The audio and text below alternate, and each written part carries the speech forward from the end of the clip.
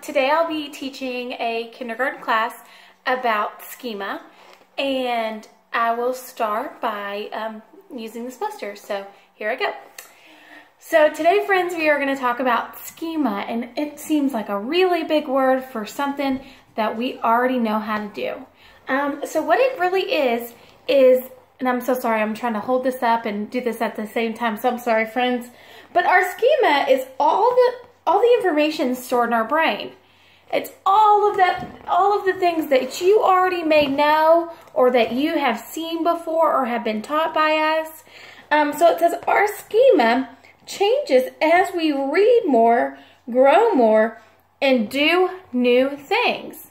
So as we read, we start to learn more. As we grow, we start to understand, the outside, or maybe how school works, or about our teachers, like the book we're going to read today. And then when we do new things, when we learn how to ride a bike, we are learning new schema. We're learning how to do things. So the poster says it is our mental bookcase. So it's all the things that we have learned just put into our brains.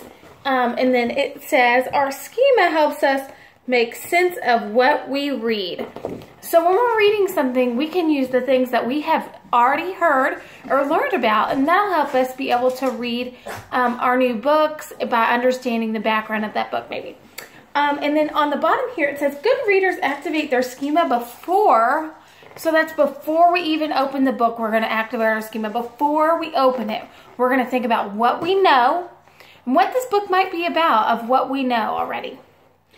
While we're reading it, we're going to think about the things that we know are true. So our book today is called Don't Be Silly, Miss Millie, and it is going to be about a teacher. So while we're reading it, we're going to find out everything silly she does and see if that is part of our schema that we know. So I'm really excited to read it to you all.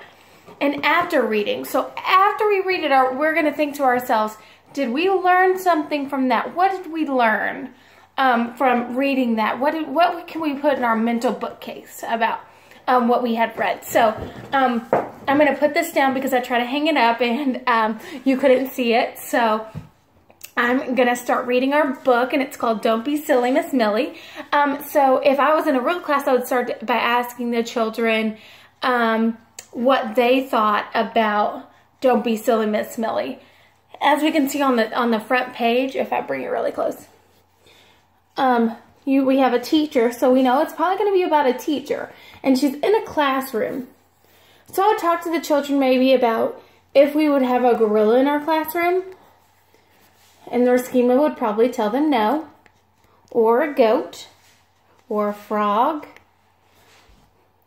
And as you can see, the children are laughing, which, yeah, maybe in a school, probably, they laugh sometimes. And I would ask them what their teacher would be like in real life. Would she be funny, or would she be silly? Is your teacher usually silly, or what is your teacher like? I've had teachers that are really serious. I've had teachers that are really silly. So they can use all that schema to see what the book might be about and what their teacher might be, what their schema might be about that teacher. So I would ask them all those questions, and then we are going to start to read. So I'm going to do my best showing you the pictures in the video, so hopefully you can see them all. And this is really cute. It says, Don't Be Silly, Miss Millie by Judy Cox, and it's illustrated by Joe Matthew. Okay. Okay. It says, Miss Millie, our teacher, is really silly. Every day she says, good morning, children. Please hang up your goats. Don't be silly, Miss Millie. You mean our coats.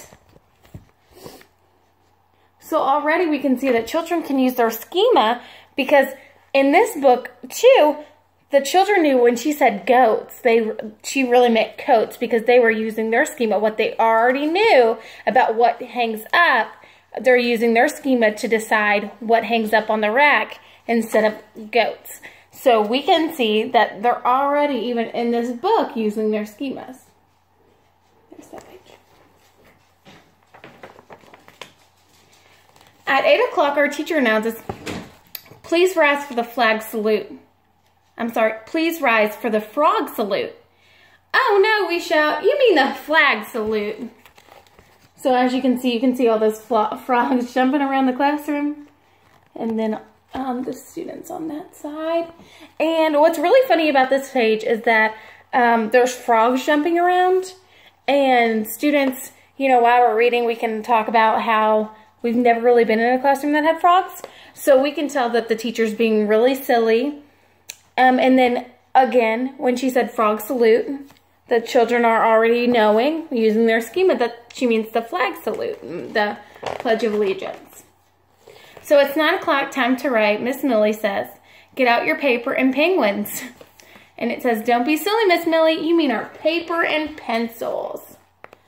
So again, at this point I would ask students, I would say something to the effect of, is there usually penguins in our classroom? And do we write with penguins? So they can use their schemas to decide that this book is probably fake. It's not a real story, and that can help them understand that it's a fictional story. So that can also help them understand the genre of it too.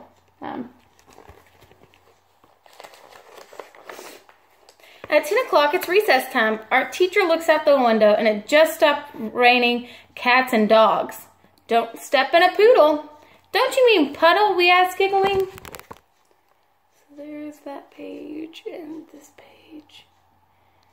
So I really think it's funny because this book uses so many schema things with the children, because they're using what they know about puddles outside and are able to put that for what she said for poodle.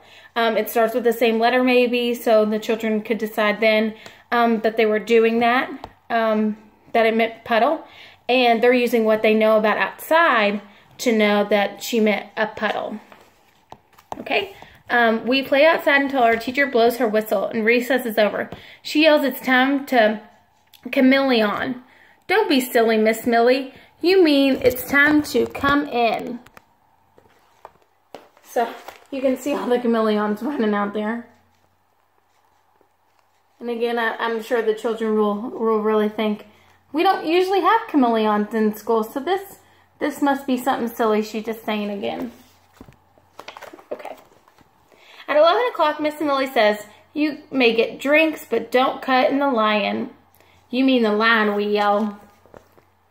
So again, the children in this book are using their schema to figure out what she's trying to say to them. At 12 o'clock, our teacher announces, time for lunch. Wash your hands with soap and walrus. You're silly, Miss Millie. You mean soap and water. And again, if you notice, I'm going to pull this page here closer. Right here, it has walrus, which starts with a W, and water, which starts with a W. And I think it might be like that because children are going to use their schema. Walrus and water start with the same beginning sound. So that teaches them maybe that the sound that she was going for starts with a W. So I think that's why she is doing the walrus and the water. Okay. So I'll try to flip through these next couple pages. As we get in line, Miss Millie reminds us, don't forget your lunch money. Oh, that's right. Our lunch money, we shout. And in that one, they rhyme. So children might be able to use their schema to decide what that would be. Okay. Miss Millie puts on her glasses to read the menu.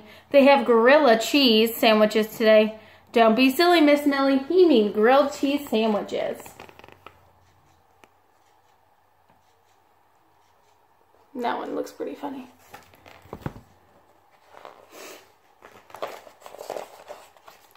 At 1 o'clock, our teacher picks up a book. It's story time. Come sit on the bug. You're silly, we cry. You mean sit on the rug.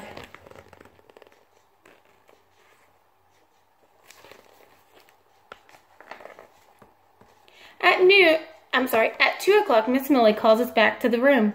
It's time for art. Who wants to paint a weasel? You mean an easel, Miss Millie? How can you be so silly, we ask.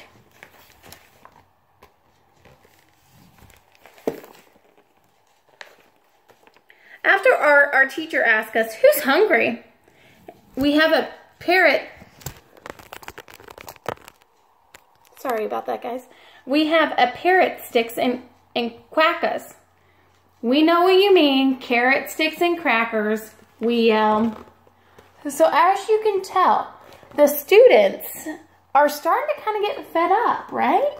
If they're kind of yelling at the class, at the teacher, they're kind of getting fed up, and maybe students can use their schema to say, I think if my teacher had said all those things throughout the day, I don't know if I would think it's funny anymore. So they might use their schema to think back about the times that their teacher said silly things a bunch, and they had to think about what she was really trying to say, and they might use their schema and say, I don't know, that's kind of annoying. We can relate to these kids.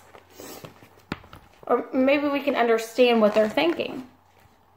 At 3 o'clock, Miss Millie smells. What a fun day we've had, but it's time to go home. Put your bats and kittens. Don't be silly, Miss Millie. You mean our hats and mittens. So there's when we're ready to leave, our teacher goes to the door. Butterfly, children. No, Miss Millie, we shout. You mean butterfly. You mean goodbye. Miss Millie laughs. We laugh too. Butterfly, Miss Millie. See you, Gator. Oh, show you that page. And we wave goodbye as we get on the octopus. The end. So I really think that was a really good story about schema, because children were able to use their schema throughout, talking about the different animals and knowing, where to hang their coats, or lunch money, or instead of lunch bunny. And then children could use those rhymes and stuff to figure out what word she maybe was talking about. So if I was actually teaching that, I might ask children, maybe what do you think she was asking when she says, bring your lunch bunny? Maybe they can understand that it's lunch money using their schema. And then also, at the end, the children look like they're starting to use the silliness that Miss Millie had. And for that, I would say, do you get on an octopus, or what do you get on? And that might help their schema, because they know that they get on a bus in the afternoon. So all those things can help their schema, and they can really use their schema to maybe predict what happens in the book. So it's information they have already known that help them to understand the book that they have. So I think that would be a really fun lesson for kindergarten, and thanks so much for listening.